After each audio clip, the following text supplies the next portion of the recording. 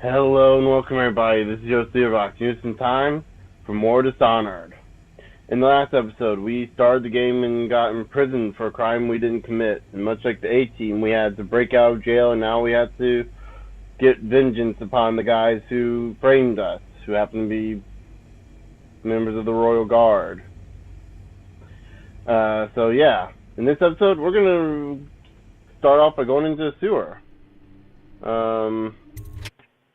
So yeah. Whenever you're about to enter a new loading area, it'll usually tell you, give you that kind of dialogue, like go in the next area or stay at wherever you're at. For example, I can do that here. I'm going to stay in Dunwall Sewers, obviously, because that's where we're going to go. And we're going to climb up here. You can jump. Let me see, I believe you can... Oh, okay, so you just have to push jump to step over that. Right there's food. I don't think I mentioned that these cans I've been eating are food. Bottle Street gang, maybe. Watch for booby traps. Could be some down here by the look of it. Good. If we're lucky, one of them will get... Oh. Right here, that's showing you something you want to watch out for. Mice or rats can be used to devour enemies whole, including their bones, I believe. But they can also be used to kill you as well if you get into enough herds. In fact, the rats.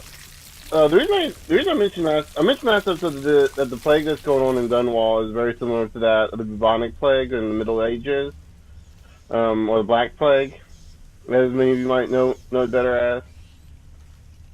The reason I say that is because both plagues were carried primarily through rats, and they're both pretty much one of the biggest outrages?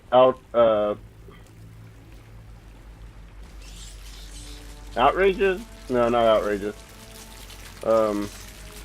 Outbreaks. There we go. That's the term I'm looking for. Like some of the biggest outbreaks of history. Another thing is like this game seems to take place in a fairly similar time. In a very similar time frame. So, kind of that Victorian era style stuff. But this is like a different world, obviously. I mean, back in the Victorian era, we didn't have guns with blue lights on them, or as you'll find out later, whale oil powered stuff. Right here we can move this corpse. Just set it down. And for this one we gotta hold E. You let go, that happens. It'll revert back. There's a few areas where you have to do this, but not too many. So it's kind of easy to forget that function is there. Kind of doing a little bit of exploring there. I mean, one of the big things about this game is you want to explore. You really do want to just explore around and find stuff. A lot of people will compare this game to BioShock in a lot of ways with its gameplay, and it is very similar. Excuse me. It is very similar in the gameplay wise and somewhat in the scope, I guess. Yeah, but screw that. That's too far. I don't want to catch the play. In my opinion, this is a little better than BioShock gameplay wise. Story wise, I can't really say. Kind of on the fence here. But the big thing is I like the idea of having to find ways to get around the mice, having to stealth around the guards. And right here, like, you gotta feed these dead bodies to the mice in order to get past this, or the rats, or whatever they call, I guess they're rats. They call them plague rats. So jump over that. Attention, Dunwall citizens. And a lot of stuff they do in this game is just a lot better than. Like right here, I can press space. It gives me a prompt to hit space to climb up. Several brave officers of the state are dead by his hand. Like a lot of the stuff, like how you find out about lore, the audio phones and all that stuff. Like it just screams, this is BioShock, and my opinion. I like the way. Again, it's my personal opinion. I just like the way this game plays better than I do Bioshock. But they put the Bioshock game in this with this updated Bioshock gameplay to this, it'd be like the perfect game. Again, I still love Bioshock and everything. Like that's, if you like Bioshock, you're gonna like this game. If you like this game, you're gonna like what? Okay. Right over there, I should go ahead and mention. I messed up with that. Right over here, you can see a thing there, and you can see this tripwire. Yeah, fire stuff at you. Incendiary bolts to be exact. What are incendiary bolts? Well, we'll find out in a bit. But yeah. That one kind of startled me. I forgot that was there. I always forget I played through this game at least a dozen times. I'm gonna go ahead and tell you this right now. I played through this game at least a dozen times. And every single time I forget the incendiary bolts and where they are. It startles me. I think there's only one spot where I actually do remember where they are, and that's pretty far into the game. Right there. I think we've gotten more incendiary bolts. I think we've gotten 2 instead of just the 1. But they'll be useful later on. Once we get the appropriate weapon for them. Which, you've probably already guessed what that is, but you know. For those that haven't been able to figure out what we're going to be using, I'll let it be a surprise.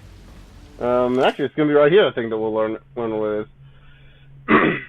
Greetings, Corvo, or should I say Lord Protector, as you were known before that title was wrongfully taken from you.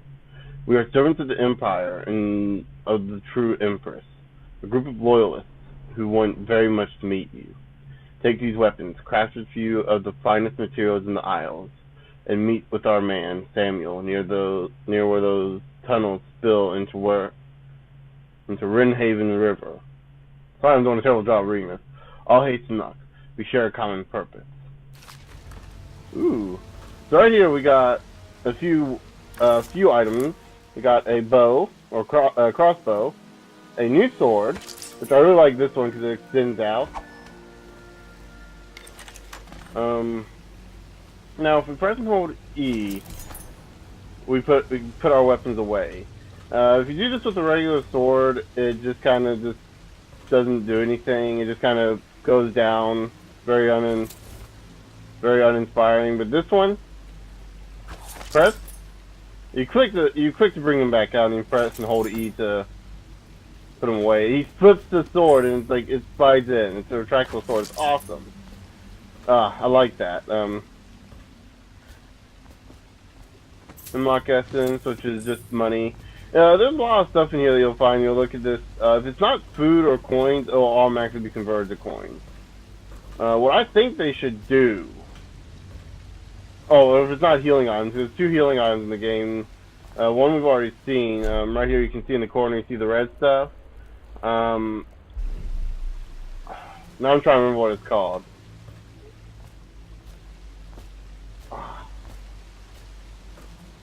We saw the guy earlier. He was the guy that was taking the picture. He's the one. He's talking about his elixir. This is the red. The red elixir is his elixir. And there's another elixir, a blue elixir, that somebody else's that heals. That doesn't recover health. It recovers mana. And we'll get into what we use mana for later when we actually have mana. But we go ahead and disable that. So yeah, we can just break through that without any problems. Now right here we have a safe. As you notice, we can select each individual lock, but obviously we need the combination. Now most combinations are pretty easy to find, and you can actually find them online because the combinations don't change. But the way you find this combination, we'll look at Jelly. In case you're too daft to remember, look to your whiskey for the answer. Whiskey. Got it? If you want your share, you'll sort it out. If not, I'll come back for it next month. So yeah, look at his whiskey. Well, right over here we have a bunch of whiskey bottles. And, oh look, a number. Look, I'll just toss that just because. 451. Well, I wonder. 1, 2, 3, 4. There's no way to make this go back, so if you overshoot the number, you just have to do it all over again. Sokolov Telselexer, that's it. For some reason I was thinking Merkalov, like the same thing but with an M instead of an S.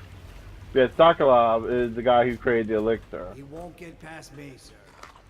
Do you know who we're hunting here? Here we have something that looks very interesting. I'm kind of. But what if no one from the I've been looking into what this car is.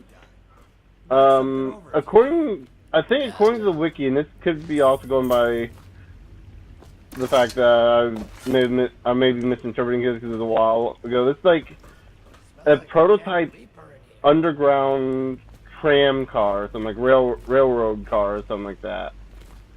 Like a prototype personal railroad car, I think. Again, I'm going by information that I haven't seen in like a while. So yeah. Sometimes in the dark. Just slip into the water, don't come out. Huh? Oh, okay. So right here, when you have an enemy directly below you, you can left click to kill them instantly. I'm gonna go ahead and shut it off right now. Well, didn't exactly do that.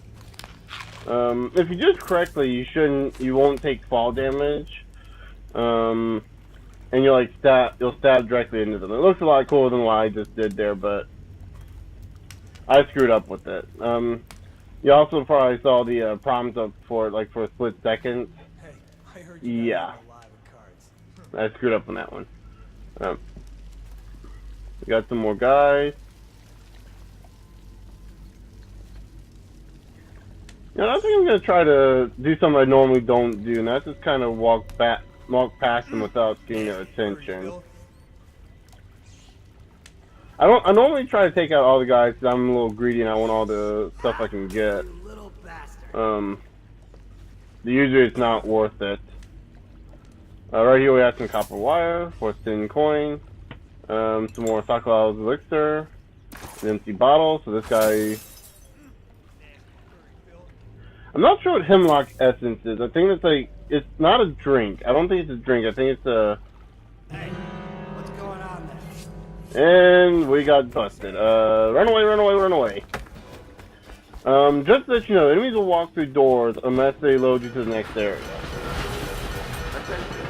So if you're going into a door that's going to bring up a loading screen, I think we lost him anyway right there. Okay, a little bit of information real quick. On my first time playing this game, I saw that, and I wondered, what is that? It looks like a cage, right? Like you'd fit a single person in this. That's like, or you put someone in there for breaking the law, and it'd be kind of like the equivalent of the gallows. By the way, you can hide in here if you want to avoid all the guards. And right here, I might go ahead and add, we have 3 types of crossbow weapons. Incendiary bolts, which we picked up earlier. They'll light enemies and stuff on fire. We have regular crossbows, and we have tranquilizer darts, sleep darts that just knock out enemies. Sleep darts are really good, but with special ammo, like sleep darts and incendiary ammo, you can only ever hold a maximum of 10 each. There's ways you can upgrade to hold more than 10 crossbow bolts and more than 10 regular bullets, but like for any other ammo, you can only hold a certain amount. Quickly, I'm a friend. I'm Samuel, and I work for some good people who want very much to meet you. They said you'd come out here. I could still hardly believe it. I'll take you to meet them. Just down the river from here. Yeah, I need a moment first. Look around if you need. I'll be Um, here. Just don't take too long. by the way, I'm gonna go ahead and tell you this right now. There's a lot of stuff in this game that you can look at in the background, like, that boat with the whale in it. Oh yes, that's a whale. That's not a submarine or whatever. I thought when I first saw that, I thought it was a submarine. And I was like, oh, that's kind of weird. They have subs in this world. But no, it turns out it's a whale. Like they use these whaling ships to harvest the whale's fat or oil, and that's like where they get a lot of their fuel. Get in. We've got a hot meal and a warm In fact, bed waiting for you. that's how the bullets work in this game. That's how the incendiary bullets work. All right, old man, let's go. They're all like whale oil. It's extremely volatile. So right here, at the end of each level, we'll get a score. Hostiles killed, civilians killed, alarms rung, dead or unconscious bodies found, overall chaos. This is your current total, so I'm going to try to keep that down. Didn't kill anyone, and a ghost never detected. And special actions, like going quests. And there's also all the other stuff we could have gotten. Some of the coins were from guards and some other stuff that we just kind of missed out. I'm not going to be getting 100% on all this, but I'm going to be trying to find the runes and the bone charms. At least until we get a certain amount. Bone charms are like little sub abilities, little passive abilities. Like you equip them, they benefit you. Runes are what we use to upgrade, and everything else is just for, like, completion bonus. But anyway, I think we're going to go ahead and end the episode off here for now. So the next episode will be continuing on with the story and heading on our quest for vengeance. Until then, I'll see you guys later.